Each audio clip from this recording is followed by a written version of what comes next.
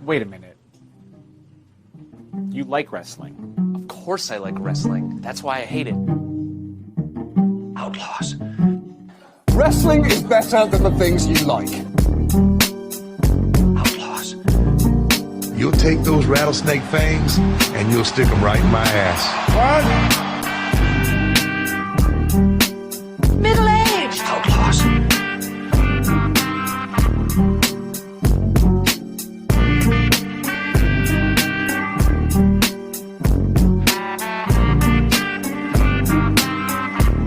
Today I'm middle-aged. Happy Christmas, Outlaws. Welcome to episode 45 of the Middle-Aged Outlaws podcast. We said we were going to come up with a name for our band of outlaws, but we're going to have to put a wee checker on that until inspiration hits Adam. Until then, band of outlaws. Okay. Happy Christmas, Adam. How's it going? Happy Christmas. Yeah, going good, thanks. The madness, I think, is over, and it's a quiet few days. So yeah, good. You? Nice. Yeah, madness is never over, but it's calming down. So aye, good. Just nice to be getting a break. Not due back to work for a good while, so happy days. Today we meet again, and we're going to talk about Royal Rumble in 2003, a choice made by me mainly for Angle Benoit, and we'll chat that through. We'll see what we think, but happy just to get into things. Yeah, let's go for it. Okay, January 2003. Do you remember it well? I don't. How old would I have been? 23. Yeah. No, 22. 22. Well, 23. 22. 22. Final answer. Were you watching wrestling then? I don't. I think I maybe was. I think I'd maybe started again. Yeah, probably about 2003. If I wasn't now, I think I was back fully immersed by later in the year. Anyway. Okay. I seem to remember watching round about this time. Was Hogan involved round about here? He must have been previous to this Royal Rumble. He's obviously not involved here. Yeah. He must be in the company. Yeah, I think he must have been. Yeah. I seem to remember having quite an in-depth conversation with one of our mutual friends in a nightclub about Hulk Hogan round about this point in time. Nice. It was pretty deep. So anyway, January 2003, In the Club by 50 Cent was released. The Tampa Bay Buccaneers beat the Oakland Raiders in Super Bowl 37. This is way before our time of getting involved in watching NFL. Yep. Some popular TV programs at the time, Adam, are Frasier, Friends, The Royal Family, and Will and Grace. Nice. So basically, Channel 4 now. Yep. Part of the Royal Family. Greta Thunberg was born. Okay. Our said mutual friends, probably one of their favourite people in all the world. Sorry, Murray. The original Sheik passed away at the age of 76. The original Sheik is, of course, the uncle of Sabu. So Nice. I was going to say RVD. I don't know why. They're the same guy. UK number one, January 2003. What do you think? Oh, this is quite easy, I think. I think it's definitely that one song by Holly Valance. Oh, wow. Kiss, Kiss. Yeah, definitely. It's not that. Damn It's not it. that. Have you been listening to this song on repeat or something? No, I just somehow in my mind I thought if I said it really confidently, it would be right. Oh, man. Sorry. Actually, I do check some of these things before we speak. So, Sounded Underground by Girls Aloud. Okay, fair enough. America? Rapper? And you've said 50 Cent in the club. It's not though, is it? It's not. Nah, that. it was Eminem. Eminem, yeah. Oh no. What are we thinking here? Second album? Third album? Nah, don't know. What about if I give you a clue? It's not off one of his solo albums. Oh, so it's from the soundtrack to 8 Mile, is it? Mm-hmm. Is Mm-hmm. so? What was that actually called? It's a brilliant song. It's one of my favourites by him. Lose Yourself. Nice. There you go. I was going to tell you it was called Mum's Spaghetti, but you've got it. Lose Yourself. Well done. Awesome. And with that in mind, what do you think was UK box office number one? Fast and the Furious. Oh my God. With that in mind, with Lose Yourself by Eminem at number one in America, with that in mind, what do you think was the UK box office number one movie? 8 Mile. Yeah, it was. How'd you get that? Damn it. Impressive. Oh. I bet that you will never get this. If you get this, the American box office number one, if you get this, you can pick every one that we do from now on. It's a kid's film. It involves an animal. 2003. Over the Hedge. Great guess. And great film. But no, I'm afraid not. It's Kangaroo Jack. Yeah. I wasn't That going was to get it. Yeah. Fair play. Good I've times. no idea where I 2003. plucked Over the Hedge from, but That's yeah. that's a good film. It was maybe a wee bit later than 2003. But yeah. Wasn't it? That little rascal raccoon Yeah. It was trying awesome. to get the stuff. Yeah. So there we go. January 2003. And with that, let's get into the Royal Rumble. We're in the Fleet Centre in Boston, Massachusetts. You've been there, Adam? No. No, okay. And roundabout, this must be the first Rumble I think that they had since the brand split, the first ever brand split. Yeah, Think so. Yeah. so I think this is the first Rumble. So we're getting split commentary teams. I was very excited to hear JR and King get back on for the Rumble, because I think we had Cole and Taz, quite a good combination actually. Yeah, it's not bad. I not bad. don't think. I always wonder if Michael Cole's better now that he's not, being shouted at in his headset, because I think he was quite good, just over, I don't know, produced, over shouted at. No, I'm sure. Just on the Michael Cole front, for those taking note at home, no frosted tips, dyed black hair at this point. Very heavily dyed black hair. So we probably get the usual sort of video package of what it means to everybody to win the Royal Rumble and go on to WrestleMania. Pretty standard fare around about this time. Yep. And we're greeted by Cole and Taz. Welcome us to Royal Rumble, and we're kicking off with a match from Smackdown. Now, at this point, and I don't know if we've spoken about this before, but the difference between the quality of the Smackdown matches and the Raw matches is unbelievable. Fair to say? Yeah. Even agree the with presentation, Yeah. it almost, yes, it's two different shows, but it almost feels like two different shows coming together, which is, Yeah. yes, you know what I mean. Yep. The difference is unbelievable. It feels like SmackDown is the professional show and Raw's kind of like WCW a little bit. Yeah, I get that. I know that there was always, from a certain point onwards, there was like the good quality wrestling matches were on SmackDown, and that's what that show was about. And Raw maybe had your slightly more over the top storyline driven stuff on it, I think. So this is our first match, SmackDown match, and the winner of this match will get entered into the Rumble. Do you ever recall them ever doing anything like this before? Like these days, they have qualification matches for the Rumble, which they never actually tell you like what is the basis for qualification to get into the Rumble. Yeah. Because sometimes people just say, "I will be in the Royal Rumble."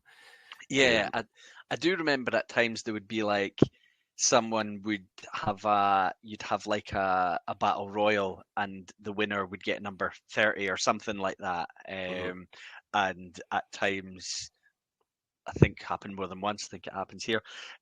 Someone being punished in some way or another by getting an early number. But yeah, I don't really remember seeing on the show winner of this match will qualify for it. So yeah, that was interesting. It harks back to the time when there's probably a lot less people in the company, and guys that wrestled on the show would then go into Yeah. Rumble. I remember Billy Gunn the Rumble with one boot on. It was maybe Shamrock had hurt his foot or something, or his ankle. Yeah. So I used to quite like the idea of people limping into the Rumble and stuff like that, taking in their feud from earlier in the night. Yeah. Anyway, we've got the big show who is with Paul Heyman, taking on Brock Lesnar, and the winner will enter the Rumble, like we said. At this point in time, these two seem to be crossed quite a lot. I do remember Heyman screwing Lesnar. I don't really recall his reasons for it. Yeah, I think what kind of came out of it was that he'd brought him in. He was his manager. He was the next big thing. He became world champion and all that. But there was something about Heyman then got to a stage where he didn't believe Lesnar could beat the Big Show to keep his belt, and Heyman basically wanted to go where he thought the belt would be and the money would be. So he decided to align himself with Big Show and go against Lesnar. What do you think of presentation of Big Show here? I don't know if it's because I always wanted to believe the Big Show as this, what was it, big nasty bastard character and destroy everyone, unbeatable, huge, all that kind of thing. But I never really bought it. And when I watch, these type of matches as well, I still don't buy it.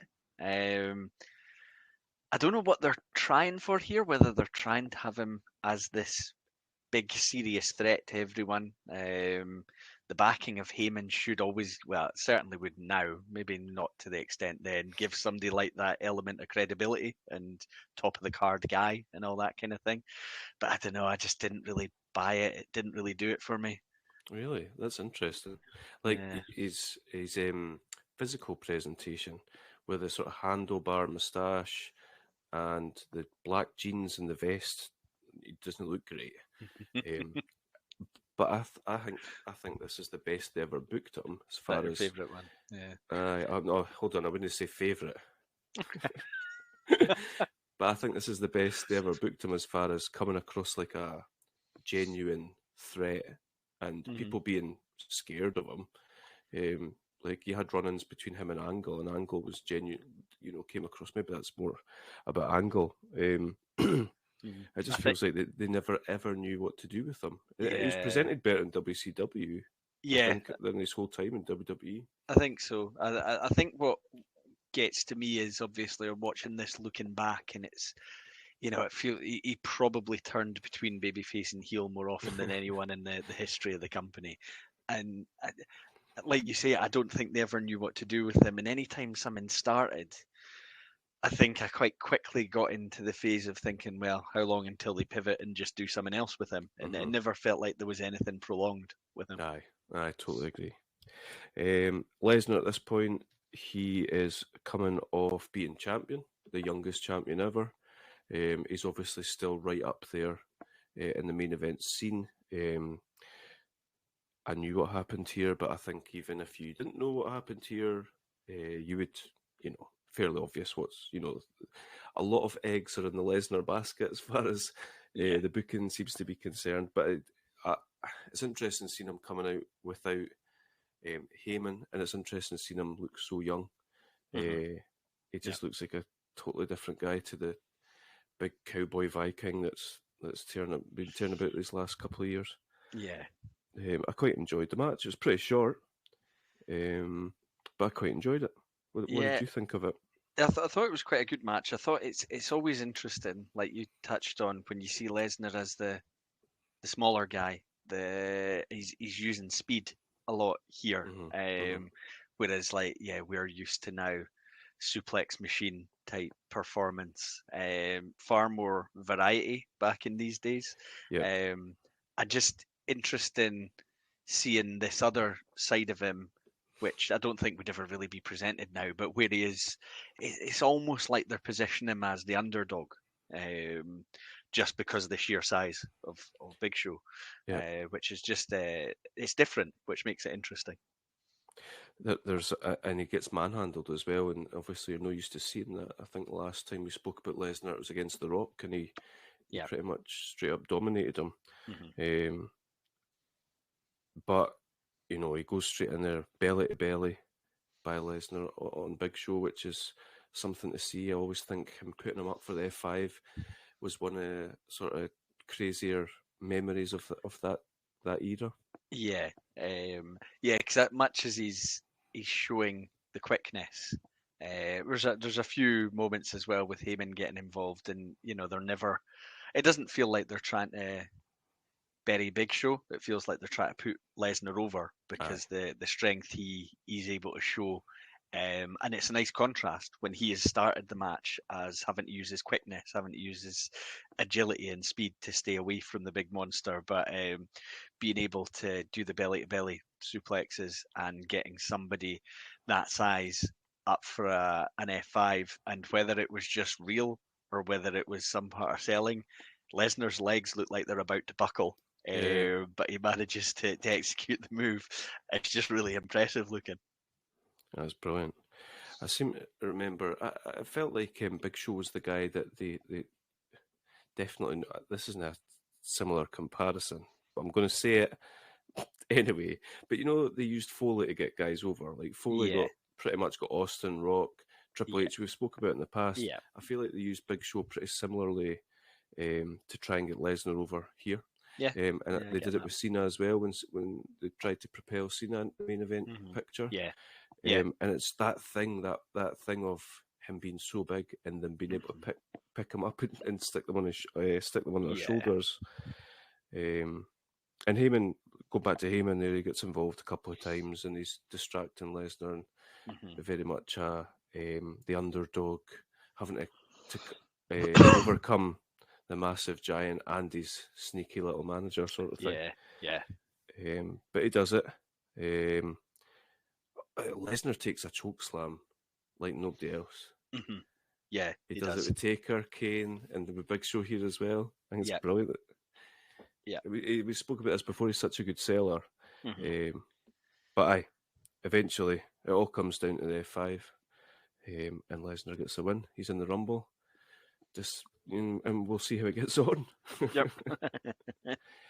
We go backstage with Terry.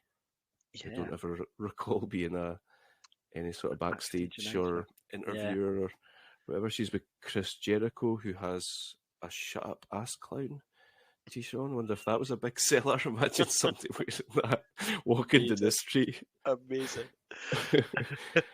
You were very much in the middle of him and Michaels. Yeah. Do you recall why they were feuding? I remember the story around Jericho, like having talked about having idolized Michaels and all that, and then wanting to emulate him. But I'm not sure. Like, I remember them having the WrestleMania match, and I remember how that went down. But I can't remember kind of where we would be with things here if we were leading towards that. Certainly seemed in the Rumble match like it is leading towards that. Aye, and I think at this point Jericho and Christian were a tag team actually. Right. What was I going to say there? I think I read that Michaels at this point was still to be convinced whether or not to become a full-time wrestler again. Okay. And he was being, they were trying to convince him, and he was being eased in gently, sort of thing, as far as involvement in full-time angles and pay-per-views and shows and all that sort of stuff. So you referred to earlier, Vince has given Michaels the number one in the Rumble as a punishment, I think you said. Yeah. Aye. Not sure exactly what for, but I'm pretty sure as a punishment. Yeah. Just for being Shawn Michaels. Yeah. And probably because he beat him and God beat him in a tag team. Oh, yeah, right. Oh, that could have been around about that time, couldn't it? Yeah. Oh. Jericho seems envy of this, and he wanted the number one spot, he says, and he's going to... So he must have... Do you think he won the number two? Like, did we know he had the number two slot going in? It was a little bit difficult to work out because it's as he's talking about it here, it sounded like he'd been given his choice a number, and I don't know if they ever really properly backed up why, Because Right. what he then talks about in there is he would have chosen number one if he'd Uh-huh. had the chance to choose it, but because he can't, because Michael's got handed it, as Jericho says, he has to take number two. Now, numbers 1 and 2 are exactly the same in the Royal Rumble anyway, but I suppose it's that thing of winning it from 1 for some reason seems more important than winning it from 2. Yep. Jericho's classy there. Just the whole Yeah. like annoyed, "Ugh, I'm gonna get him back" sort of thing. It's class. Yeah, brilliant.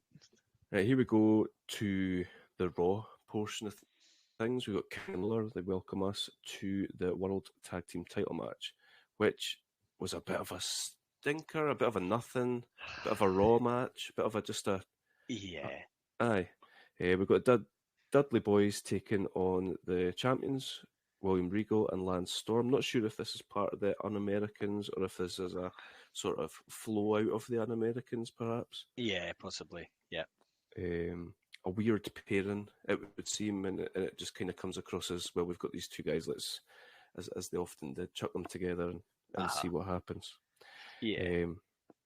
Yeah, like I said, I've got at the end of my notes here, this felt like a really short match. It felt like a way of transitioning the belts onto the Dudleys for whatever reason. Yep. And I guess this was the Dudleys coming back together after being split up from the draft. Yeah, fairly sure it was. Yeah, like they're all. I've enjoyed plenty of Dudley Boys matches. I like Lance Storm. I like William Regal. They did feel very thrown together as a team, and then try and come up with a reason for it. It didn't feel like a natural thing.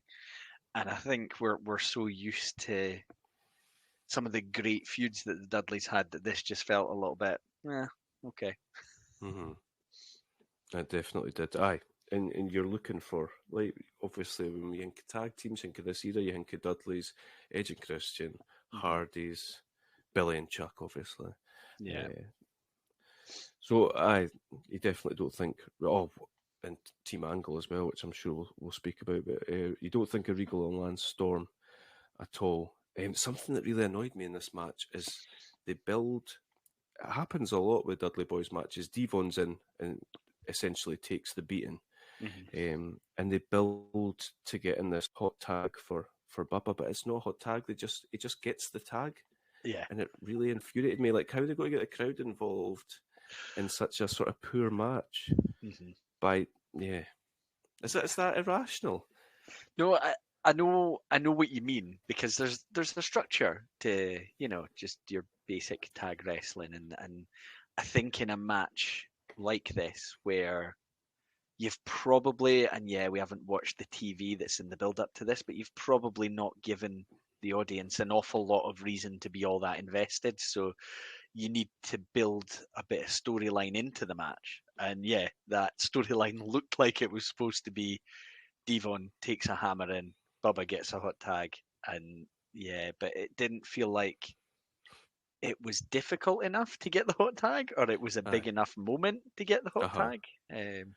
I've just had a look. They only had 7 minutes, so I have no idea about putting a match together, but it doesn't feel like enough to be able to build to that. There's also a weird angle to this where Chief Morley, Val Venus, came out, but I don't know enough about what was going on, that if he had an issue with the Dudleys, because they were going for the 3D on Lance Storm, and suddenly Chief Morley appears at the side of the ring. But what was Chief Morley? Was he a commissioner type character? Well, the way it was talked about, I felt like he was like underneath a commissioner, like second in line or something like that. But they didn't really explain who he was working for or what the purpose of it was or anything like that, really. They seem to be putting over that he was against Regal putting on the brass knucks, but I also got the impression that he was healing it up and he was for Storm and Regal. Who knows? As usual, it's a Regal match, so the brass knucks come into play. He puts on the brass knucks and gets 3D'd whilst the ref's busy trying to get Val Venus out of the shop. With Regal out of the way, the Dudleys stick on the 3D on Storm, and we've got new champions, and the crowd goes mild. Yeah, despite the enthusiastic announcement, which I think said 16 tag Wow. champs. What does that Um, include? Does that include?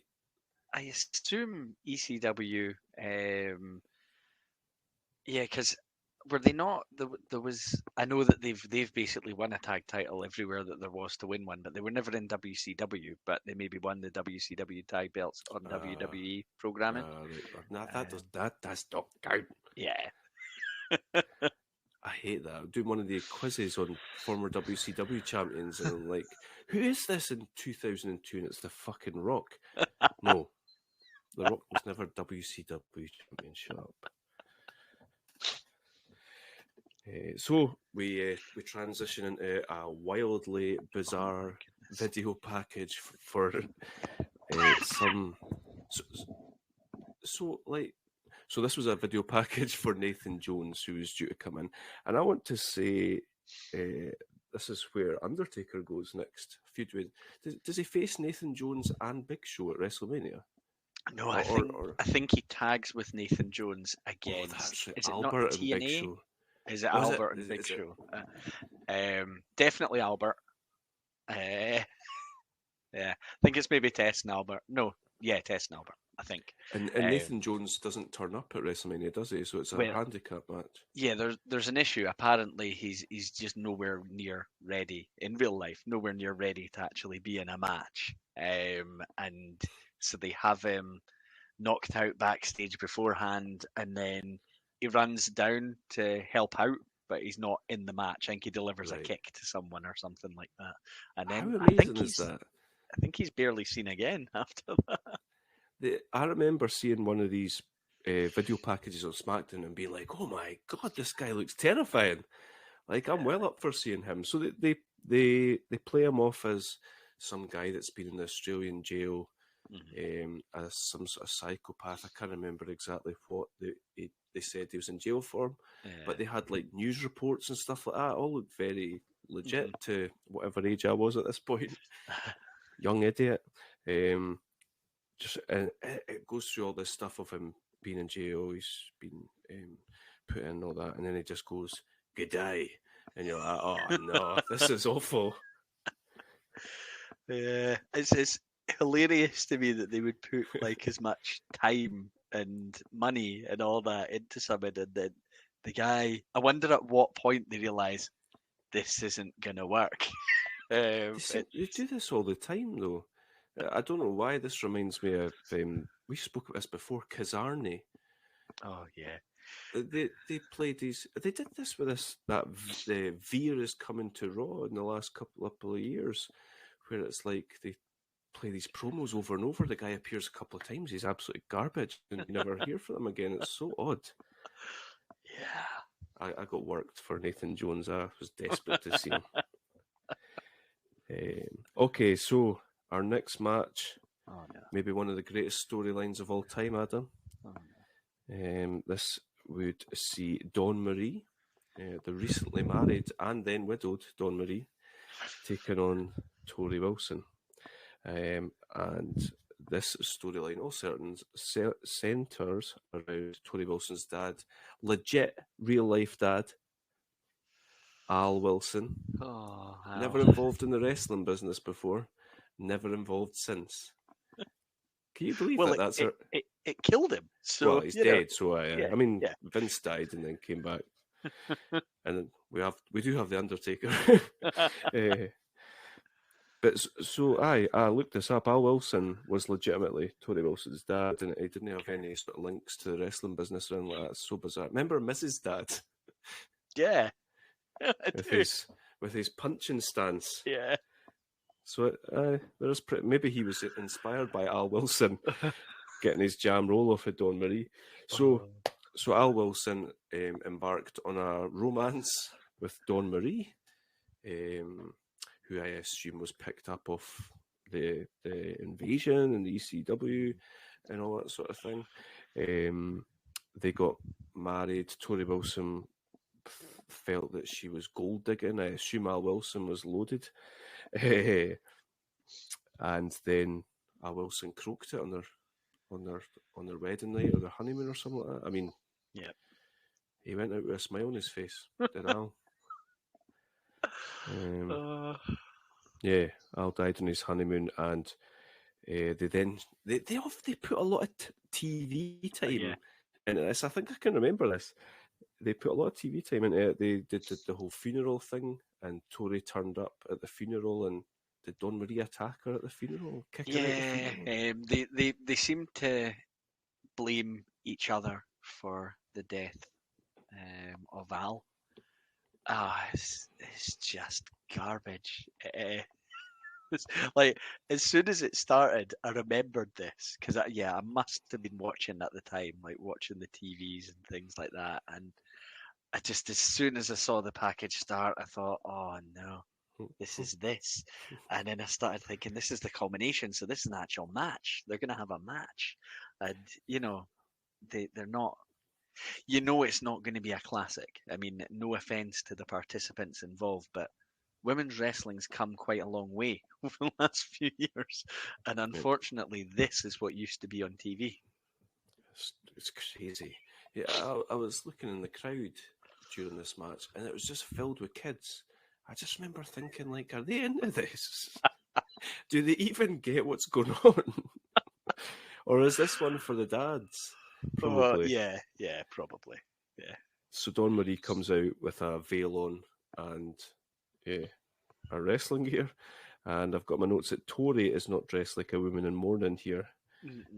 She's wearing very little, and what she is wearing is all white, which is questionable. I've put that Dawn Marie is putting on a wrestling clinic. She isolates the arm, and I wanted to hate this, but I actually quite enjoy. I thought Dawn Marie was actually pretty decent. She was pulling off some good moves. Torie Wilson's just not a wrestler. Was she a wrestler in WCW? Do you know? I don't think so. I think her and Stacey Keebler were kind of used in similar ways on screen, in that they were regularly on screen, but not in matches, I don't think. I mean, this shows us why. I was genuinely impressed by Dawn Marie, and I mean, to be fair to her, she's probably taken her fair share of bumps. Yeah. In ECW. I can recall Rhino sticking her through a table in a pile driver, I want to say, at some point. So, anyway, they go back and forward in what feels like a 20-minute Broadway, which is in fact a 3-minute stunner of a match. And Torie gets the win with a surprising swinging neck breaker. Out of nowhere. Out of nowhere. Yeah. And I believe the plans were for this to continue on. This feud was supposed to go right up to WrestleMania. Oh. I wonder if they decided to pull the plug after this shambles of a match. So, yeah. I mean, the crowd didn't really need to calm down after that tag team match, but we've got them super calmed down for Triple H Steiner now. So we've got more hot GM sexual chemistry action backstage now, Adam. Like Stephanie and Eric doing their standing far too close to each other thing. Yeah. Where they just say nothing but smile at each other. And you think Vince is like next to the camera being like, get in closer. Definitely. This was a really weird dynamic. You've got like Bischoff chatting to a very young Randy Orton. That's good, that big baggy jeans and baggy shirt and all that. Yeah. And then Steph appears, and she apparently, so there's something there about Bischoff, is Vince is gonna fire him in 30 days or something. And I don't know, Bischoff doesn't seem too phased or worried about that possibility. Maybe it's a threat and it's not a fact at this stage. But Bischoff's got some kind of bombshell of his own. Stephanie says she has a bombshell, drop it on Thursday. And says that in terms of job security, blood is thicker than, well, in your case, urine. And Bischoff reminds her that money is thicker than water. I thought he might have said blood there. Neither of those lines were the zinger that they appeared to think they were. Nope. Brian Gewirtz's early work. Yeah, these two are really uncomfortable to watch. I'm sure we've spoke about it before when they've had weird encounters backstage. Just really weird. I remember them, certainly I remember Bischoff seeming pretty, when he was healing it up on WCW TV as part of the NWO, he always seemed pretty natural in terms of the incredibly cocky, arrogant guy running the company, but affiliated with NWO. And Stephanie, I think, got, as time went, more natural, relaxed in front of a crowd. But yeah, their interactions, I suppose they talk about chemistry. You get chemistry in a match. Maybe there's just no chemistry in these segments either. I don't know. I saw a lot of chemistry. Maybe that's why it's so awkward. Too much chemistry. And we jump from there into another video package. Yeah. This was interesting, and I don't really remember it. And this was a guy that I quite liked. I definitely liked the look of, and had no sort of prior knowledge of. Coming into the Invasion, Sean O'Haire and Chuck Palumbo were the WCW Tag Team Champions. They looked brilliant in the ring. They just looked like these sort of young, huge ass kickers. Yep. Something's clearly went awry along the way. And now Sean O'Hare's being given some sort of atheist gimmick. Yeah, it's weird. Is that what it was? I don't remember it ever coming to fruition. I don't really remember it on TV as a thing. Do you? Going forward, no. I was having a quick look forward after this pay-per-view to see where storylines went. He seemed to have Roddy Piper with him. Okay. So they seem to have some sort of faith in him. No pun intended. But they and he seemed to be quite a good talker based on these weird. Yeah. I don't know what they were going for. I don't know what they were going for, but he was doing a lot of question your God and all that sort of stuff. This is the Bray Wyatt thing, isn't it? It's like they do all these things backstage in video packages that make somebody look really intriguing, and then if they actually get in the ring and wrestle, it's like, cool, let's change that gimmick again. So that takes us into our world title match. Triple H, who's the world heavyweight champion at this point, can't be that long off being gifted the title by Eric Bischoff after the brand split. He is taking on Scott Steiner. Just for a bit of background before we go into this match, Steiner is coming off. So Steiner signed with WWE in around about October. And he's coming off some sort of diagnosis of something I want to call drop foot syndrome, where he basically can't feel one of his feet. Okay.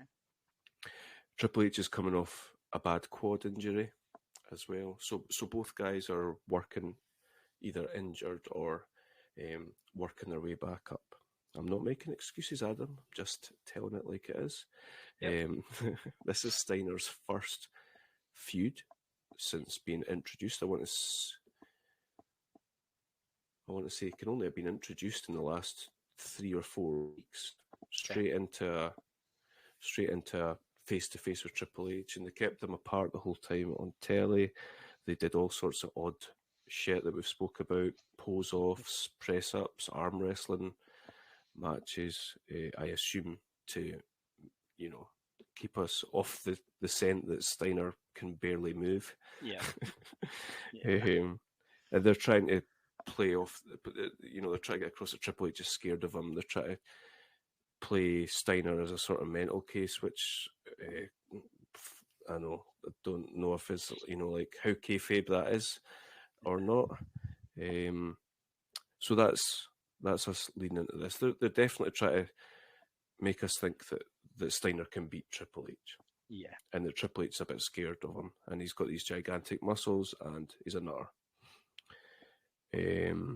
Where to start with this? Because I think we might be talking about this for quite a while. Should we go to the end, and should I ask you what you thought of it? Did you have preconceived Yeah, thoughts before watching it? Because I know I did. I did, and I don't know if that helps. I think you're better off just going in and taking something for what it is. But I knew that when they tried to have this program, and I think there is another match between them, and maybe No the way out next after this. event. Yep. Yeah, that they were going to do a series of matches. I think they planned it to be quite a long running program, and then they decided to cut that short because it wasn't going well. And I think they didn't feel like Steiner was what they hoped he would be. Obviously, you talk about injuries. There's sometimes just the chemistry between two performers, which we've talked about as well, which we'll get a great example of how it can work later on. But sometimes it doesn't. And here it felt like it didn't. But I do think I was maybe expecting worse because I knew that it was perceived as it didn't work. I'm not defending it and saying it was great because it's not, but I was maybe expecting it to be even worse, if I'm being honest. Yeah, me too. See, if you look up Triple H and Scott Steiner, you get headlines like worst championship match ever in history and all this sort of stuff. Now, maybe No Way Out match is worse. And there are aspects of this which are really just odd. But I didn't think it was as bad. The crowd are not into it at all. They're not. Yeah. And I don't know whose fault that is. Triple H is normally pretty good at getting the crowd to root against him, generally. Yeah. Steiner doesn't really interact with the crowd. He's an odd one. Yeah, because you feel like he should, like one way or another, where he's playing, and I don't know, he seems more natural as a heel, but when he's here up against this Triple H, and he's gonna get the positive reaction from being a new arrival and somebody that people watched on the other show for so long. Maybe being a babyface didn't come that naturally to him. Yeah, I think he's babyface by default here because he's facing Triple H, but he doesn't really try and do anything. I wonder how he got so over in WCW. Watching this match, I really do wonder because he's pretty immobile, but he's not that, his skill set's not that much different to what he used to do when he became this character, the blonde hair, the goatee, the muscles. Yeah. I mean, the look is really impressive. He stands out as soon as you see him. The look is quite something. It's insane to look at. It really is. And I don't know if that, for whatever reason, carried more weight in those WCW days. Maybe. I mean, Vince has always loved somebody with a good look, so you would think he would push it as much as he could. But and there were some at the time he started shining WCW. There were huge stars there. It was. It's not like there was a lack of top talent. So yeah, it's a funny one. It's strange. So right at the start, so a couple of things. Exactly what you've said there. His physique is just unbelievable. And then Triple H is wearing red trunks, which immediately threw me. And I was like, "What is that? Just looks odd." It reminded me. Is it Mania 19? Is he wearing purple trunks against Booker T? Maybe. That might be right. Yeah. He should be wearing black trunks. Just look really weird. What did you think of the wee pep talk that Errol Hebner gives them at the start? Oh, well, I was left in no doubt who was in charge. he's proper laying down the law. He says he isn't putting up with any crap from either guy. I was watching and kind of laughing. It was strange. Errol, I know it's a bit defensive to start out the night. Come on, give the guys the benefit of the chance. So we were straight in. Brutal chops for Steiner, guerrilla presses, Triple H, and it's been. We're really getting told the story of he's really powerful. Triple H is scared of him. He's multiple times he's rolling out the ring, trying to get away from him. Steiner is really dominating early on. Big power moves. He puts on a Boston Crab, which I thought was really odd because it's so early in the match. And he does a bear hug, and it's like you kind of need a wee stalling tactic already, mate. Wow. Come on. And that's where we get our first belly to belly. I say first because I think I wrote 6, but I'm not sure. There's felt like many more.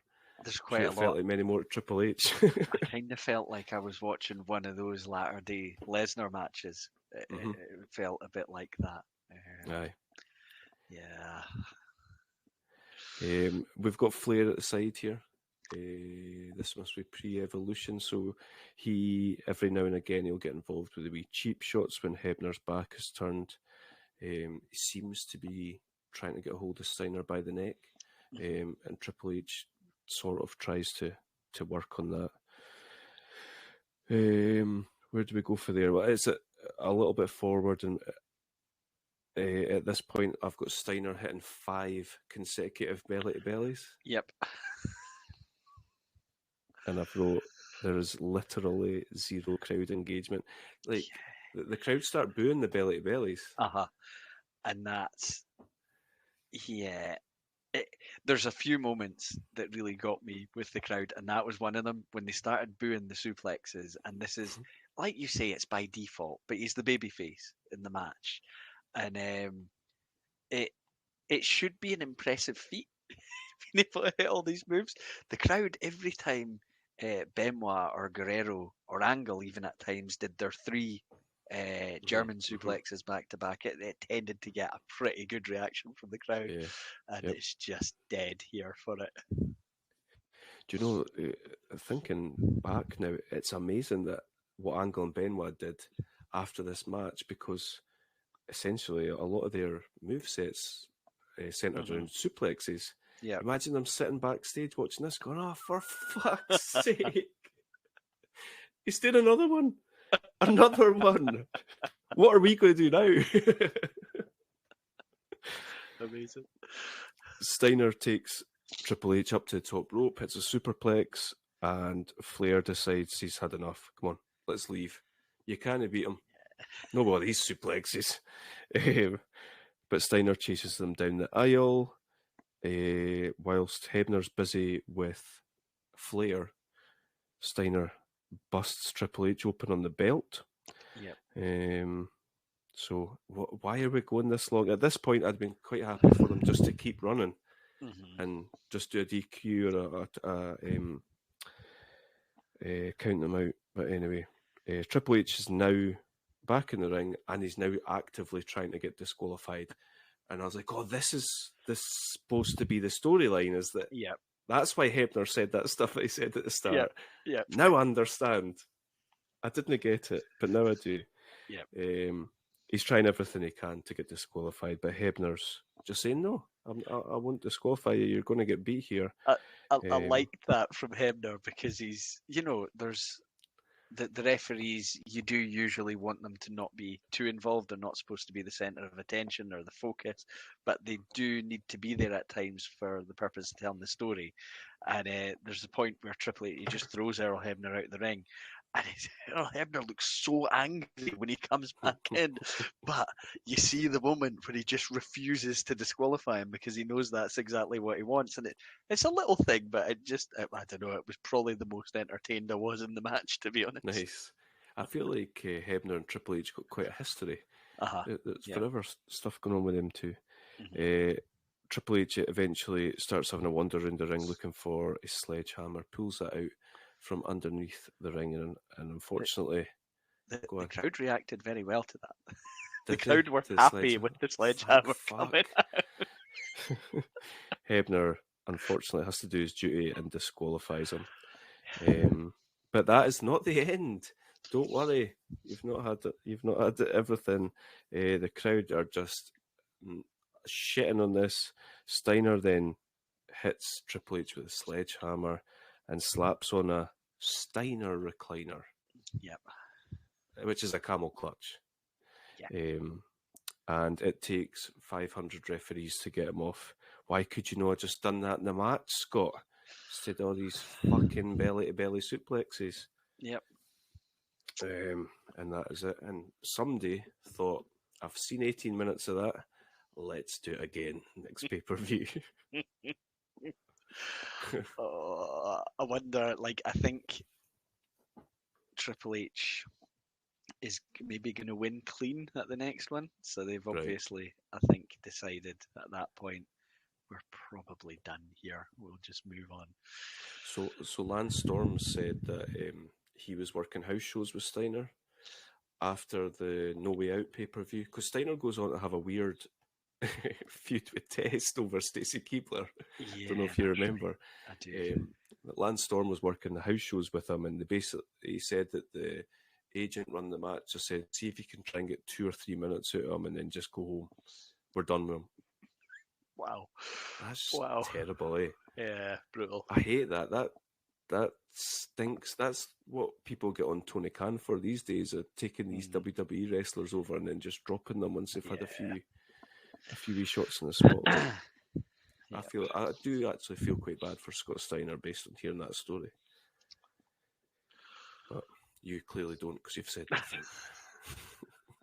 I just I don't need to see it anymore. I feel like like I said, it was probably better than what I'd imagined, having heard what I've heard. But I can also see why you would have that match and think we don't need to do it again. But then you do need to do it again, because with that finish, there's unfinished business. Yeah. Imagine them giving him a live mic every week and saying, you're this sort of drunken uncle, authority figure type that just comes out in the middle of matches and makes odd decisions. Just come out in the middle of a hardcore match and belly to belly everybody and walk back again. Instead, why put him straight into the title picture? It's like they had nothing to do with Triple H, so they chucked him in. Yeah, it feels didn't like work. So where'd Triple H go Booker T after that? Didn't he? Yeah, pretty sure. That ill-advised, weird rivalry. Yeah. Talking to ill-advised, let's talk about Chris Benoit. We get a good wee video package taking us forward to this Kurt Angle versus Chris Benoit match for is this the undisputed title they're fighting for? So the title Triple H has got is the one they call the World Heavyweight title, and this one is the WWF title, or WWE, wherever we are. Yeah. Okay. Yeah. I love this belt. I don't know what. It's quite short-lived, I want to say, because the spinner belt must have come after this, probably. Yeah, I think that's right. But it seemed to stay around for quite a long time. But I thought this belt looked awesome. Not that that's got anything to do with anything. We had they showed us the video package of how we got here. I think Benoit wins a number one contenders match against the Big Show. Yep. Where it just looked absurd. The Big Show had him up for a choke slam, and Benoit reversed it into a sort of arm drag and then put the crossface on and all that sort of stuff, and it looked like that little child surely wouldn't be able to do that to that grown man. And then I remember Team Angle, and they were involved in a lot of this, and I was just like, oh, they were class. I was a huge fan of Team Angle, and you've got a tie-in with Paul Heyman here as well, and Angle is obviously he's got the belt and he's refusing to give a title shot to Lesnar, who we've seen earlier against Big Show. But the Team Angle setup with I was a huge Shelton Benjamin fan. Charlie Haas was very impressive in the ring, but this being a team, I don't know why this just makes so much sense to me and why I enjoy the whole thing around it so much. But this idea that Kurt Angle, who was your Olympic wrestling champion, kind of taking two younger guys under his wing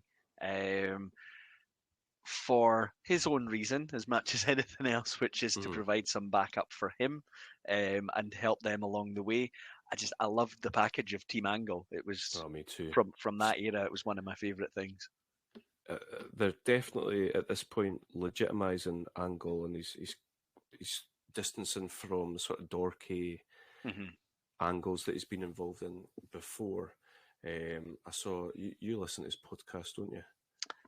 Yeah, usually, yeah. I saw a thing with him saying that Vince wanted to legitimize him, and when he went from the hair versus hair match with Edge, it was at that point that Vince said, right, the silliness stops. We're going to turn you into a wrestling machine. And that is exactly what he's presented as, with these two like prestigious athletes behind him Mhm. that all look like they could just wreck everybody.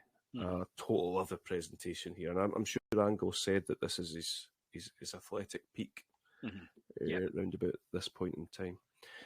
We've not said much about Benoit, but that's pretty par for the course because he's not really a huge character.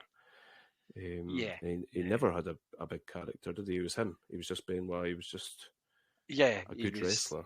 It's the sort of the ultimate do the talking in the ring kind of guy, and such a good dynamic with Angle.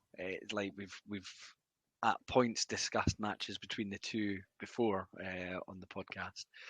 I know that I think when we were looking at doing this show, I talked about the fact that Angle had said that when he did this match, he thought, when he got backstage, he thought that wasn't great, and then he's rewatched it because Benoit's told him, "No, you're wrong, you're wrong, it was," and then Angle's rewatched it and been like, "Oh wow!" And he's gone from in the ring at the moment thinking it wasn't great to thinking it's the best match of his career that he ever had.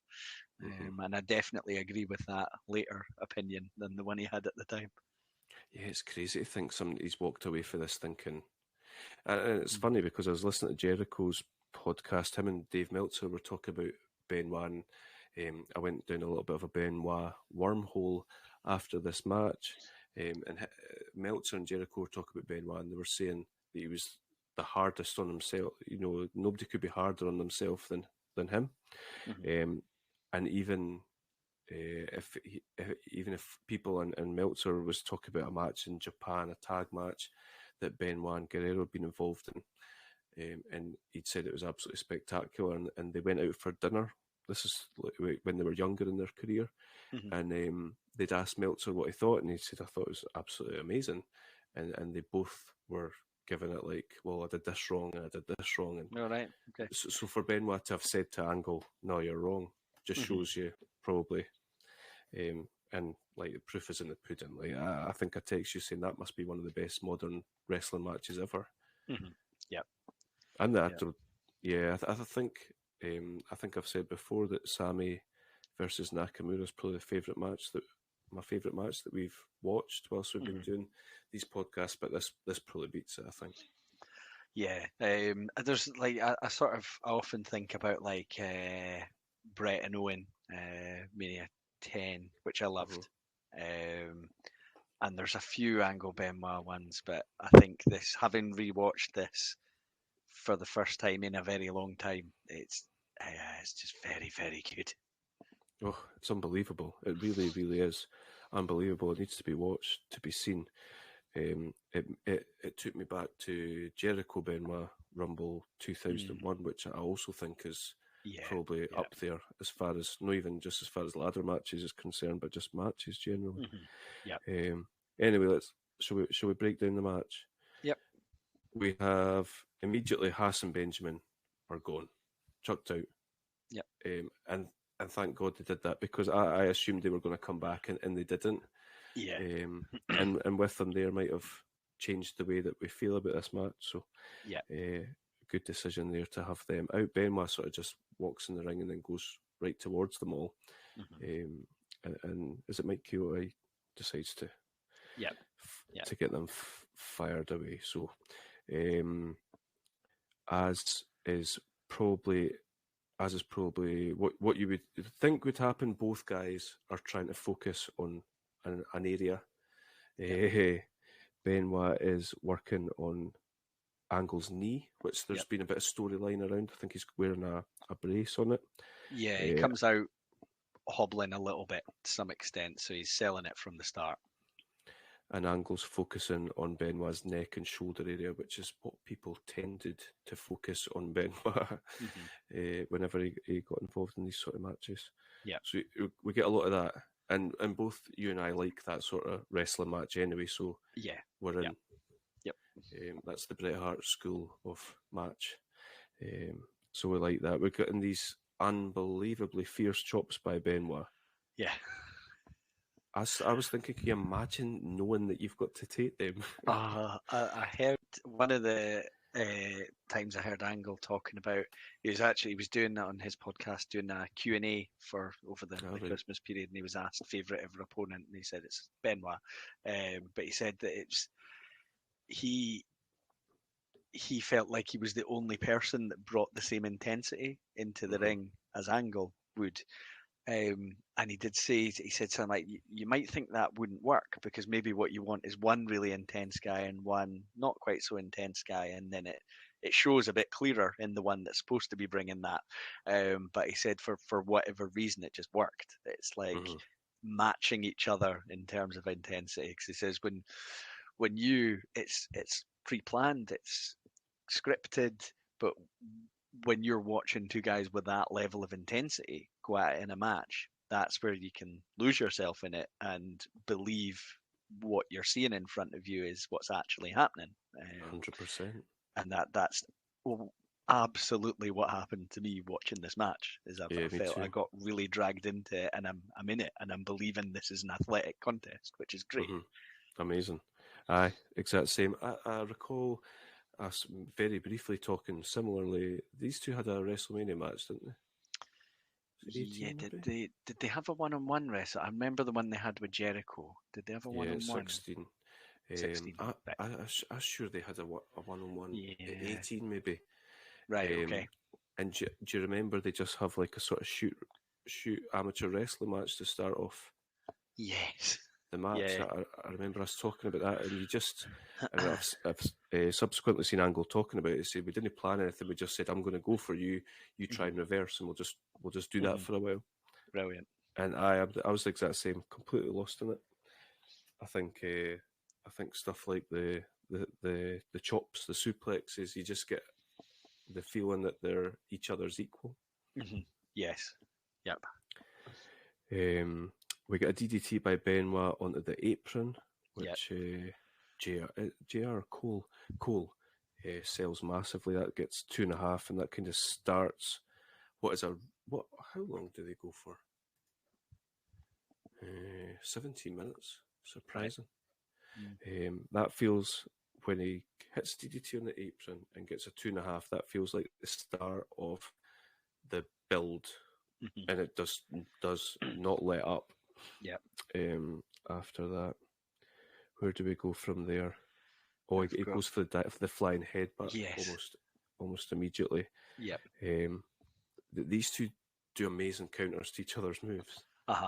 Yeah, it's like you've got one pretty much immediately after that. Angle going for an angle slam, Benoit counters into sharpshooter, but Angle gets to the ropes, and it's like we've talked about quite a few times before, the sort of desperation to get out of a move, and the got to do anything I can to avoid taking this move, and they play that so well. There's so many. I get the feeling if other people did it, if maybe less realistic, skilled workers were doing it, it would come across as far too much, all the counters and things like that. But it just works when it's these two doing it. It definitely does. It's like I say, it's like they perfectly match each other. So where did you were at the sharpshooter there? Angle gets the ropes from that. Yeah. The way that Angle is slipperily, if that is a word, trying to get out of it, sells the knee and how detrimental this would be to the knee. Really like that. I liked that he was going for the sharpshooter. Where are we? Beautiful suplex by Angle. Benoit, he takes Benoit outside, takes him back in, tries to slow him down. He slaps on a sleeper, but it's more like a rear naked choke than it is anything else. He's got the legs around the stomach. Again, it's realistic. We've seen MMA matches and with the legs around the sort of abdomen, it's restricting and breathing, and again comes across really realistic. And this is something Angle uses a few times throughout the match, this rear naked choke. They go back and forward a little bit. Benoit's sort of building up to try and get out of this thing. He ends up getting out and he eats a couple of suplexes and then he's back into it. And then they hit each other with just a ridiculous double clothesline. it's a collision more than anything. Yep. Again, really realistic. Babyface comeback by Benoit. Tries to go for the 3 rolling Germans, but Angle gets to 2 and reverses and it ends up trying to get his own 3 rolling Germans. Benoit reverses those.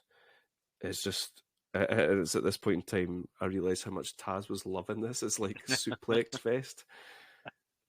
He's like proper praising them, and it comes across sincere the way he's praising them as well. Yep. You could take it for here. There's a lot going on. Benoit goes up to the top for the flying headbutt, but Angle, as we've seen him do a few times, he sort of springs up, jumps on the ropes, and throws Benoit to the mat. Brilliant. That's for brilliant. a 2. Good wee spot that, Angle goes for an angle slam. Benoit counters it into a crossface. Angle, quite near the ropes, able to reach out to break the hold. Benoit goes to pull Angle from the ropes, and Benoit locks in a ankle lock onto Kurt Angle, one of his own signature moves. Angle counters that into an ankle lock of his own. Did they call it an angle lock, or have I just made that up in my notes, or just miswritten? I'm not sure. And Benoit counters that and puts in the crossface. Angle counters the crossface into a roll up for a 2. Amazing. Benoit's immediately back up and locks in the crossface. Angle is selling that he might be about to tap. Angle rolls through again like he had done before, but this time Benoit doesn't release. I didn't know, watching this, actually, who was going to win the match. If I'd thought about it properly, because I know where we're going at WrestleMania, but being in it, I didn't actually know who was going to win. There were a couple of moments where I thought this is maybe the end, but it wasn't. I was the same, and I wondered, do they maybe do a quick title change back at No Way Out or something like that? Which, absolutely could have happened. We've got Angle countering into an angle slam for a 2.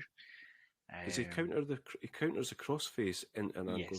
That's amazing. Yeah, it's really impressive the way he does it. So cool. Angle bringing down the straps, which is usually the indication he's about to go for the ankle lock, and he does. Benoit rolls through and goes for a suplex, but Angle blocks it and counters into his own suplex attempt. Benoit counters that into a roll-up for a 2, and I've just got in my notes that was a brilliant sequence between the two of them. I think this is where I stopped trying to keep up with writing notes. Yeah, it's difficult. I found myself pausing a few times just to then write things down, and then you feel you're out of the flow of the match when you go back. German suplex by Benoit, then a German suplex by Angle, a release German suplex by Benoit, which throws Angle and flips him over. That's amazing. Angle's laying face down on the mat. Benoit's going up for the flying headbutt. He is absolutely miles away from him. He almost goes corner to corner. Yeah. Like diagonally across the ring.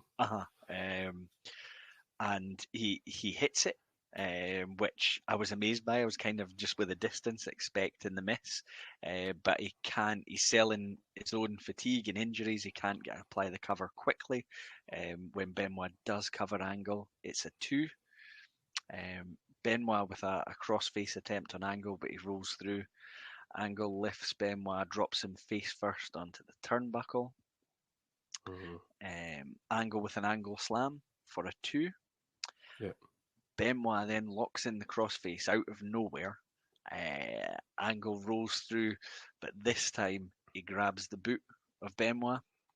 Benoit tries to roll through and kick Angle off, but Angle never releases. Benoit kicks Angle off, but he immediately runs back and locks in the ankle lock again. I like Angle, that as well. I like that's realistic. Yeah, because he's kicked him off, yes, but he's still all the pain, the fatigue, all that, the logical thing you would do, just immediately go back to it and lock it in again. And this time when Angle locks in the ankle lock, he goes down to the mat, holding it in. And Benoit eventually taps out to the ankle lock. It's not like one of those matches where I think any description of it can do it justice. Nah. I think it has to be watched. Anyone who is a wrestling fan has to just watch that match. I totally agree. And if you do struggle to watch Benoit matches, and that's all understandable, but maybe just give this. If you're going to watch one, watch this. Mm-hmm. Absolutely amazing, and it's not as hokey as it sounds. As far as the reversals and stuff's concerned, everything's getting sold. Yep. These days you get a lot of, a guy gets put through 400 tables and gets straight back up and does a handspring sort of thing. We're not getting that here. It's about as close to as strong style as American wrestling probably gets, I would imagine. Yeah. You get Team Angle coming out to celebrate with Kurt Angle, but a sort of a nice moment of standing ovation for Benoit. And it came across as quite, real.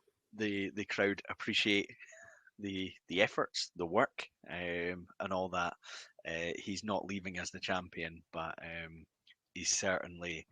It's fully believable after you have a match like this that he could then go on to become world champion against anyone. Definitely. Because it's these tiny little, like, he's beaten by an inch, pretty much. That's how it felt at the end of the match. Yeah. Do you recall, just come to mind there now, Lesnar and Benoit ever on matches? I don't know. I remember Guerrero and Lesnar. Guerrero won the belt off Lesnar at a point, but yeah, I don't remember Benoit and Lesnar at all. I just wonder if after this, I wonder if there was ever conversations. There must have been conversations about, well, okay, so what do we do about WrestleMania 19? Because that was amazing. Mm-hmm. And clearly they wanted to do Lesnar. Yeah. But you've seen situations in the past where main events have become triple threat. Yeah, true. After somebody get themselves over. And I think this was a really good example of a loss strengthening someone as well. Yes, definitely. It's about Austin, WrestleMania 13. Maybe not to that extent, but similar. Yeah. Great match. Yep. And I want to say Meltzer gave it 4 3/4. 4 3/4 stars, which is apparently one of the highest American ratings in a long time. So there you go.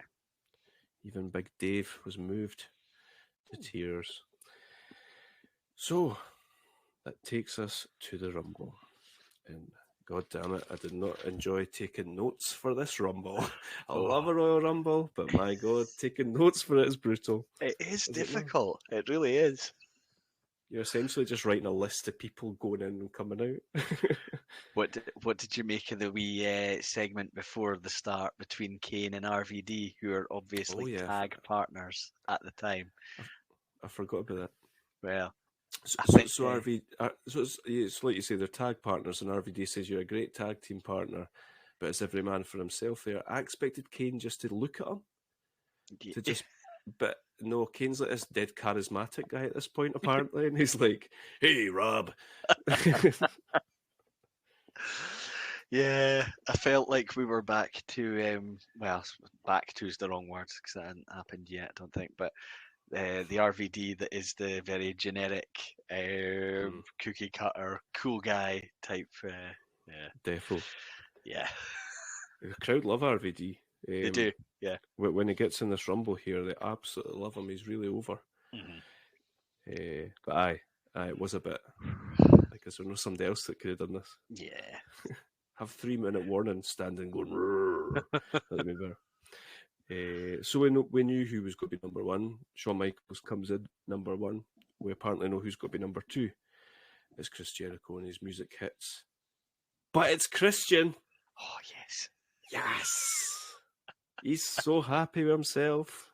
He's got the Y2J vest on. Amazing. He's got his back to HBK, and Chris Jericho appears from through the crowd, and and low blows Michaels almost immediately. Yep. Love And he beats the shit out of Michaels. Yep. And Christian's a happy man. He looks like he's enjoyed himself there. Yeah. Something that bothered me, the match has just started and here I am moaning. Jericho starts, he's got the low blow and Michaels is pretty much helpless. Jericho then goes through the second rope and grabs a chair, and it really bothered me. Like, the Rumble used to be about never leaving the ring. Okay, yeah. And when, on the off chance that somebody did leave the ring, whether underneath the ropes or whatever, the commentators would be like, "He's not eliminated, folks. He went through the." Whereas Jericho casually strolling over and jumping out the ring quite annoyed me. Again, irrational, but yeah, that didn't bother you at all. Probably used to it, I suppose. I was just so happy to have seen Christian this early in the match. And being a really sneaky wee bastard. I like that.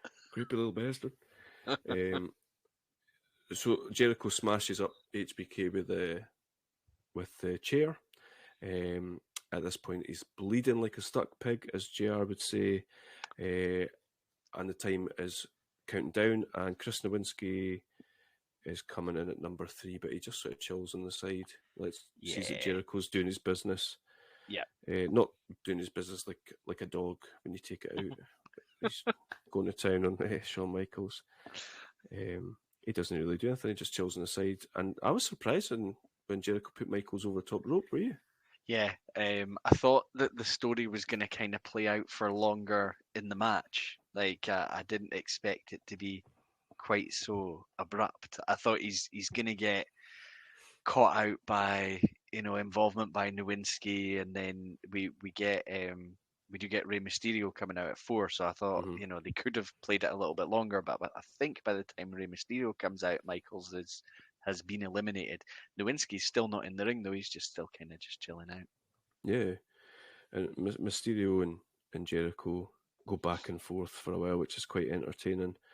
I think Nowinski kind of, towards the end of this minute and a half period of Mysterio coming in, he starts to come in and healing it up, helping Jericho. And then Edge, Mysterio's former tag team partner at this point, possibly, comes out. And at this point, I'm like, we've had Michaels, Jericho, Mysterio, and Edge. No offense to Chris Nowinski, but there's some pretty big stars already, and it's only five guys in. Jericho gets Jericho sort of is taken out of the match anyway. I think he's back on the floor again, possibly by Edge or Mysterio.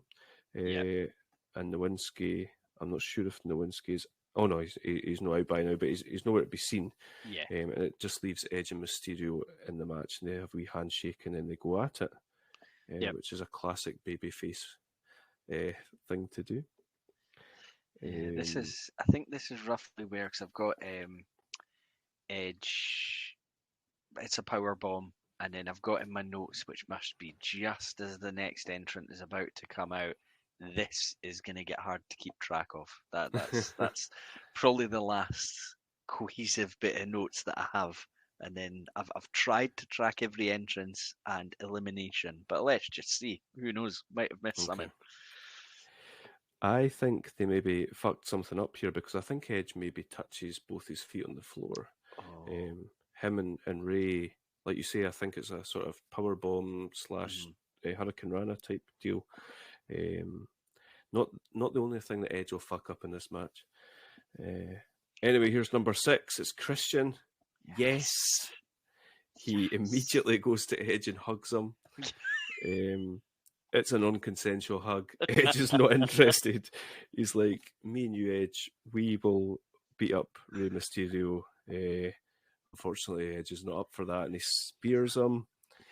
It's at this point where Chris Nowinski is standing in the middle of the ring, and Mysterio and Edge both go to the top rope. They try to hit a simultaneous double drop kick. Mysterio hits it earlier than Edge, and Edge comes down and apparently breaks Nowinski's nose. It was horrible. gives him a concussion, and although he, I think he remains in the company till something like June, July time, but that's essentially what ended his career and gave him the long running issues that he had with concussions, and he's now what he's like a leading concussion expert, isn't he? Yeah. For I For think the NFL a lot of sports. I think he's added his knowledge and experience to. Next one in Chavo Guerrero, and we're now, we're getting all our SmackDown stars basically. What is it, SmackDown 6? Yeah. And we've got Mysterio, Edge, Guerrero. Is that it? Aye. But And then we had Angle and Benoit would have been. Yeah. So Chavo Guerrero. Oh God, I can't say Guerrero. Chavo Guerrero and Eddie, I think, are maybe SmackDown Tag Team Champions at this point. Yeah, that sounds right. Yeah. Chavo's like not a jobber. He's beyond mid card. I'd probably say. I'm not saying he's like a main eventer, but he thought highly of. And we see him and Ray go at it. He gets 619. So does Christian. It's at this point that poor Chris Nowinski, he's still, after this bump, he still takes a bit of punishment. I think he takes a Hurricane Rana from Mysterio and then gets dumped out. Yeah, that's right. Yeah. And then number 8 next up to Tajiri. Yeah, so I think just as this was an elimination I originally missed, and then I had to put it back in my notes, but I think it's just after Mysterio has eliminated Nowinski that Jericho clotheslines Mysterio over the top and out. Ah, I missed that. Nice. Yeah, and then I've got... That's been a shock, Mysterio going out that early. Yeah, and I think there was a point later on where I was just thinking, where is he? Because I thought he was still in the match, and the ring does start to fill up at points, and you're sort of looking out for people. But yeah, he's eliminated there, I think, just before Tajiri comes in. Right. After that, we get... So it's at this point, I'm like, oh man, this is like I was thinking this is like a new generation type Rumble that's going on. You've got nobody... it's like the old guard, and you've got all these sort of new stars that they've kind of propelled from mid card, and they're trying to break the glass ceiling. And then Bill DeMott comes out. Yeah. Bill DeMott is Hugh Morris. Had to look that up. Yep. And he is the guy that was a trainer at the development center that was accused of doing all sorts of terrible stuff to trainees. Yeah. He looks insane as well. I have Not a very good wrestler, though. I have another update in my notes. Oh no! So after Bill DeMott, we get Tommy Dreamer comes in, who I think is the 10th entrant, if I've tracked this right. He is. And he's got his weapons, and there's an ECW chant. But then I do just write, so I don't know how the rest of this is going to go. There's an awful lot happening. Too much for many notes. And then I've got something about Edge and Dreamer each have a kendo stick and are both hitting DeMott. Yes. And I think that knocks him out of the match, actually. He does a total Marty Jannetty dive through the window. Like he's maybe not as near the ropes as he thinks he is. He gets hit with a cane and sort of turns around and dives over the top rope. Brilliant. At this point, Tajiri, just as we're getting the 10 count for the next guy to come in, Tajiri tries to hit a tarantula, I think, on Jericho, and he gets hoyed out, which is quite an inventive way of putting him at the Rumble. So just before I've got Tajiri's elimination in my notes, I've got Tommy Dreamer getting eliminated, Jericho and Christian with the trash can lid concerto, and then an elimination of Dreamer. Nice. Number 11 is B Squared. Oh God! And it took him longer to get in the ring than he actually competed in the match. He's straight back out again. Is that Bill Buchanan? Is that who that was? Yeah. Yeah, he was with Cena, but I think they refer to him not being with Cena anymore. He was in Right to Censor. He was with Big Boss Man for a while. That's right. Yeah. Just a guy. Just a square peg getting fitted in the round holes. Chavo Guerrero is gone. No idea how. I do not have that written in my notes. It's at this point there's only, I want to say there's only 3 people in the ring. It's Jericho, Christian, and Edge. Right. And Christian and Edge are trying to put each other out. Jericho has been hoid over the top rope. He skins the cat, comes back, and chucks them both out. So he's left on his own. Yep. Yeah, that's right. Which leads us to number 12, which is RVD. And these two have like quite a cool little 90-second match. Mm-hmm. Yep. And then... Oh, yes. Whoa, yeah! Do-do-do-do, do-do-do, do-do-do-do. He can slam like a tornado or something. Anyway, it's Matt Hardy version 1. And he's with Shannon Moore, that little MFer. Yep. I have written down that I had that version 1 t-shirt that Matt Hardy is wearing. Amazing. And we get like the cut to the different type of camera presentation with the map facts and all that. I love that character. Yeah, me too. And Matt Hardy and Jericho team up on RVD. It doesn't really do them much good because RVD's on fire. He hits the 5-star frog splash on one of them. Jericho, I think. Yeah. Jericho, is it? And the hits keep coming. Next up, number 14 is Eddie Guerrero. Yep. I was really like, this Rumble is stacked. It's ridiculous. The star talent. We've got Eddie Guerrero hitting his 5-star frog splash on RVD, but it looked like he landed on his face.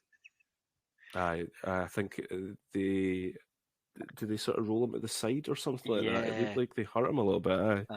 Yeah. Next up is Jeff Hardy, who appears to be dripping in blood or something, sort of bodily fluid. He looks disgusting. I don't like Jeff Hardy that much. Anyway, him and Matt sort of size up each other. I think Matt maybe goes for a handshake. And he does, yeah. Jeff's a charisma. I hate Jeff Hardy, actually. He's like a charisma vacuum. I think he goes after Matt after the handshake, but this is where the real star of this Rumble, Shannon Moore, really plays his part. Because Matt goes over the top, but Shannon Moore's laying on the mat on the floor to make sure Matt Hardy's feet won't hit. And he ends up doing like this a couple of times. Anytime Matt's near the ropes, he's then crouched down just next to the ring apron to try and make sure even if Matt goes over, he's not going to hit the floor. That was great. At this point, he jumps in the ring and lies on top of Matt so that Jeff can't hit the swanton, but in fact, he just hits it on him. Anyway. Yep, that's right. That's cool. Next up, we get Rosie from 3 Minute Warning with Rico. And I was thinking, my God, how's anybody going to get him at the ring? He's ginormous and he's a big lad. Terrifying. So what have I got? We've got both Hardys, RVD, Rosie, Jericho, and Eddie. And then it's time for the testicles to rise because here comes Test, and he's wearing shorts and knee pads, and he's got short hair and Stacy Keibler. How could he fail? He's got it all. He's a one-man wrecking machine. He takes out everybody. And then it kind of slows down again. Then we get Cena coming out, and he basically raps his way out at number 18. He takes up his whole 90 seconds, essentially. Do you know, I forgot about rapping and basic thugonomics John Cena. Like, Did you? For whatever reason, it was totally out of my memory, and then it all came flooding back. It's funny. It's almost hard to think that that's the same person as like as the what is it? His hankies things say don't never give up or whatever. It's like a different guy. It totally. And I've heard stories about how many people were dead against it in the office. I think Jim Cornette was one. Was like, "You're gonna kill this kid. You can't. What with the you rapper? cannot do a rapper gimmick." Now, I suppose if they'd stuck with it long term, maybe it would have. Maybe there's nowhere to go from a certain point onwards. But it was he was able to have his start and then move away from that quite effectively. Cornette had him as a half robot, as the prototype in OVW, so I don't know what he's on about. I was a little bit fed up of this rapping thing after a while. He seems to just sort of be nonsensically just putting words together. Yeah. And JR says "word to your mother" as well, which is at least entertaining. Number 19, Charlie Haas, our first member of Team Angle. I thought it was odd to see Cena wrestling in these big, long, baggy, full-length jeans. Quite uncomfortable to look at. Jeff Hardy's gone. He goes. He runs up the turnbuckles, trying to do whisper in the wind thing. Is it Jericho that eliminates him? It was quite a dangerous. I've got RVD just like going across and shoving him up. Aye, it made me laugh because how often do you not see that in the Rumble matches when somebody's up on the? Of course, you would just go and shove them off. Aye. Remember that we've spoken about this before, but remember that guy in the 1997 Rumble that climbed up on the ropes and just jumped out the ring? Was he a Mexican or something? Brilliant. Next up is Rikishi, and that's that's the big ass Samoans tally at 2 now in the ring, and him and Rosie worked together for a while, but it's very short lived. And Rosie nails him. Rikishi does that class spinning in the air clothesline sell that he does. Yep. Next up, adds to the big ass Samoans counter add-on. There's 3 in the ring now. It's Jamal from 3 Minute Warning, and JR refers to him as Rikishi's brother, which I'm not sure he's like not in kayfabe, but I don't think they're supposed to be. But anyway. Rikishi then gives his brother the stink face, which is weird. Yeah, that wasn't nice. No. Where are we? Number 22, are we? Yeah, Big Red Machine coming in at 22k. Rumble legend. Yeah, I actually put in my notes Willie Clearhouse because he's, I think in previous Rumbles racked up quite a tally of eliminations. And he does fairly quickly eliminate, it's Rosie, I think, that he eliminates. He does. And then after that, we've got Shelton Benjamin coming in. His tag partner's already in the match. So Team Angle beefing up their numbers a bit. And I'd put in my notes, I assume their primary objective is to try and make sure Brock Lesnar doesn't win this Rumble match. We've got Booker T coming in at number... Are we at 24 already? Number 24. And Booker's Kane... Go on, sorry. Kane immediately goes after Booker T, but Booker T takes him down, and Booker T executes a Royal Rumble Spinneroonie. Yeah, and then throws Eddie over the top, and Eddie looks like he absolutely fuckles his knee as he lands on the floor. Yeah, he did. Yeah, looked brutal. Yeah. Next up is the star of this Rumble, number 25, the A-Train. He comes in. I feel like at this point they're definitely trying to push Albert and they're trying to push Test. Yeah. Albert comes in and I think JR refers it to as the A-Train bomb. I think it's been called the Baldo bomb before. He just wrecks everybody. Cena gets one, Benjamin, RVD all get these crazy power bomb things that he does. Yep. End of the day, he's still just a big hairy guy that was called Prince Albert though. He's never getting over. Yeah, or Lord Tensai. It was never going to work. But yeah, it does. You're right. It feels like they're trying to make something of this. I'm not sure if Trish is she there at this point. I know she ends up managing that team, but TNA. No, I think that's earlier. Is that already been? I think it's about 2000-ish. Did she kind of introduce them as a team? Yeah. And then here he comes. Has to hog the spotlight again. I actually thought to myself, that's quite commendable. He's coming number 1. Shawn Michaels, he's got put out without a fuss, and that's end out. No, he has to come running in with a referee behind him, goes after Jericho, and he ends up results. Because I was like, Did he not get put over the top rope or something? Did he get put through the second rope? But nah, he got eliminated. He just come back out, decides to be a dick. Fuck Shawn Michaels. He ends up being the reason that Chris Jericho gets put out. I think Test eliminates him. Then Michaels dives over the top rope after him. See, I didn't mind it as much as you. Because, you know, the story. Nah, The continuation story is of there. the story. He has to. Next up is poor Maven, completely overshadowed. Poor Maven Huffman. He just wants to drop kick folk, but he's not even allowed a proper entrance because of Michaels. And it's at this point, I think there's about 11 or 12 guys. Too many. I felt like there were just too many to follow what was going on. And I've written here somebody needs to come in and clean house, and I assumed this was where we were getting someone that would do that, but then it was Goldust. Yeah. He performs Shattered Dreams on poor Maven, and then pretty much gets put out straight away by Team Angle, doesn't he?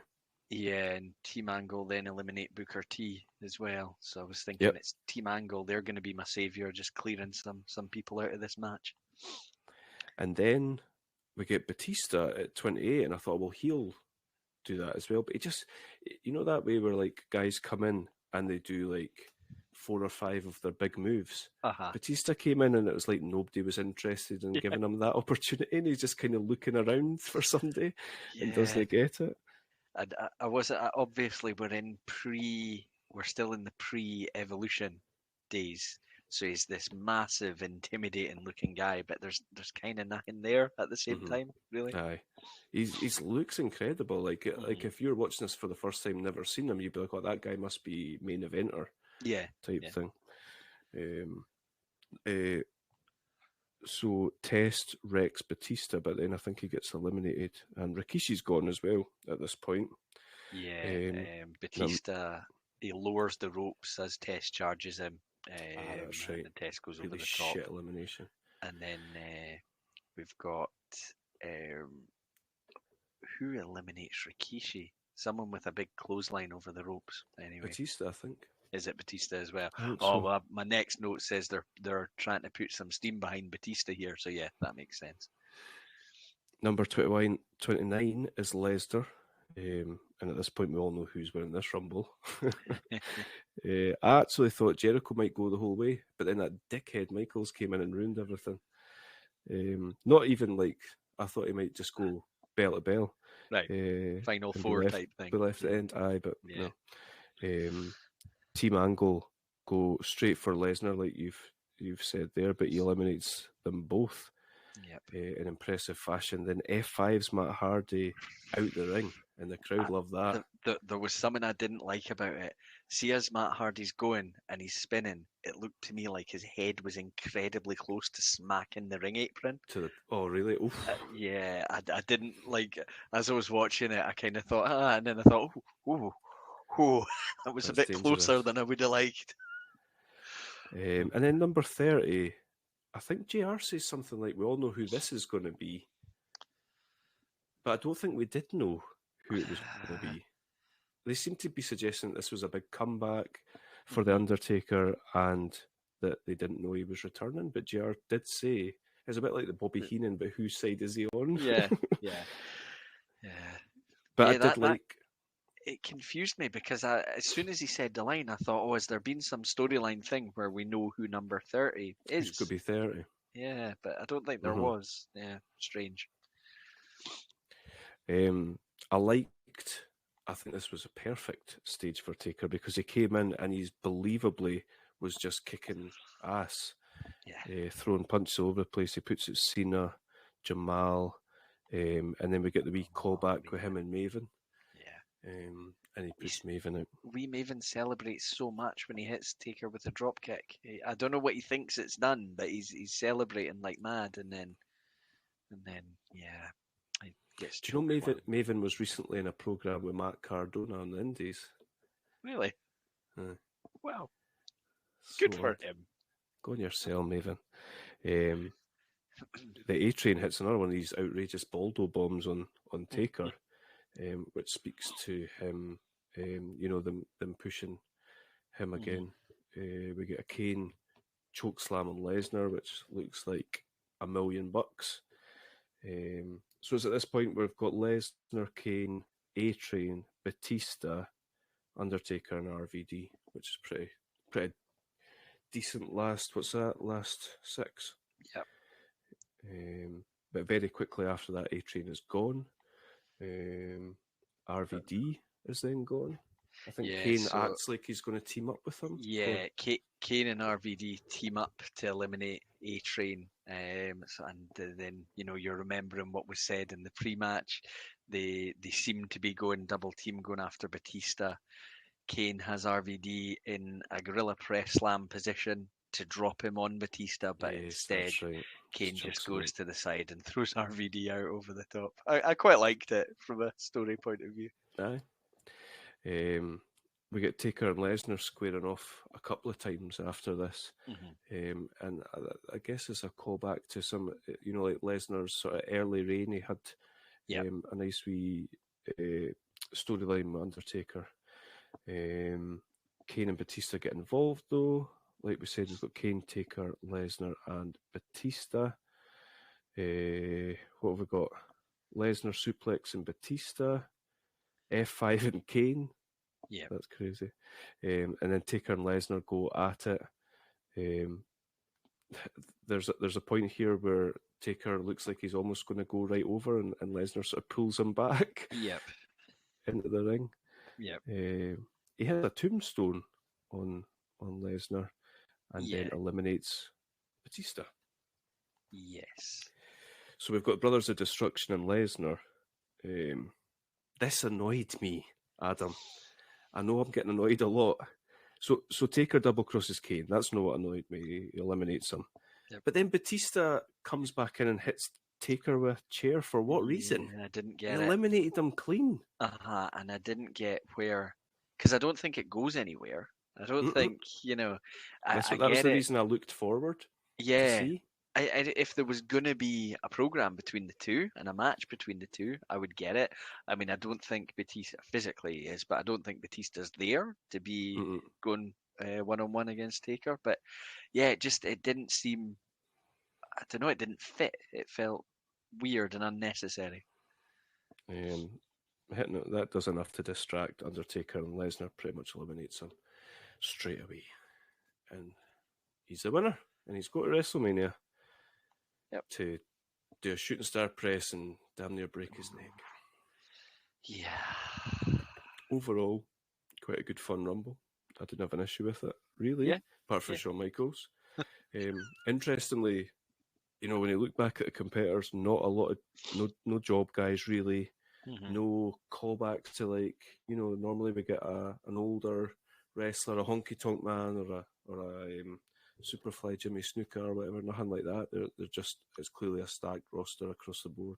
Yeah. So yeah. There you go. Overall, Angle Benoit, the real show stealer, I would say. Yeah, and Rumbles are always fun. So it was a good show, very much headlined by Angle Benoit. But definitely good. So. Where we go now? You told me that you nearly thought about it. So I have now. I've thought about it now. Okay. I've got two things in mind. Oh. How do I decide between the two?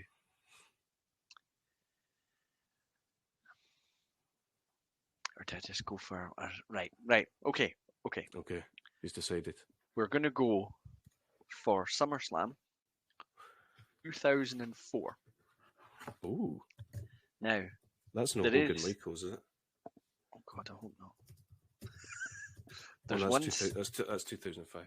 There's this one kind of main reason why. Oh God, I just saw something on the card. One kind of main reason why I wanted to go for the.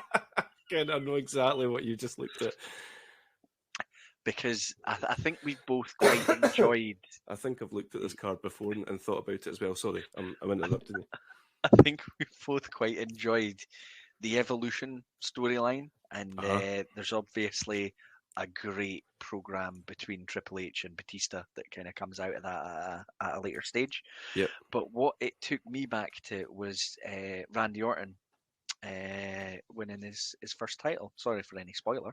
Nice. And I just kind of wanted to see how that played out. So that was what drew me to this. And Brilliant. yeah, it was between this and one other. When I look at the card, it's not all going to be great, but hopefully enough of it will be entertaining to make it worth watching. Are you thinking the Till Death Do Us Part Lita marries the winner match might not be the highlight? Oh no, I'm fine with that. I think that'll be a Alright, great match. Will I quickly talk through it? Yeah, go for it. Okay, so we've got Kidman, Paul London, and Rey Mysterio versus the Dudley Boys to kick us off. The Till Death Do Us Part Lita marries the winner match. Matt Hardy versus Kane. Booker T versus John Cena. Best of 5 series, apparently. The first match in the series. Amazing looking Intercontinental title triple threat match. Edge versus Jericho versus Batista. Yep. Eddie Guerrero versus Kurt Angle. Fantastic. Who on earth is Luther Reigns? I have no idea. And why is he with Kurt Angle? Eugene versus Triple H. Yeah. Okay. WWE heavyweight title match. JBL versus The Undertaker. And then, as you've discussed, Chris Benoit versus Randy Orton. I'm up for it. I've never seen it. Definitely never seen it. Oh, excellent. Like the other highlight of the show is going to be JBL's entrance music, because you get this, and that's what it's all about. Tremendous. Well, I will look forward to that. I tell you what, I don't think I've ever watched a SummerSlam that's been poor. So excellent. That's those are famous last words. I'm sure I've looked at this before as well and thought, do you know what? I don't know if I've got Eugene Triple H in me, but I definitely have. Let's do that. Why does it get 14 minutes? Oh, because it's Triple H. Yeah, of course. At least this Eugene. Oh, please don't tell me Eugene does 6 belly-to-belly suplexes. Well, we'll see. We shall see. Yes. Oh well, Adam. Enjoy the New Year celebrations when they come. Yep. Cheers. You too. Next time we talk, it'll be 2023. Get your thinking cap on for August 2004. For what you think the UK #1 will be. Got it. Excellent. Yeah. Confidence. Well, yes. Happy New Year when it comes. And we shall speak in the new year. Great. Until then, take it easy, Adam. Cheers, you too. Cheers. Speak to you soon. Oops.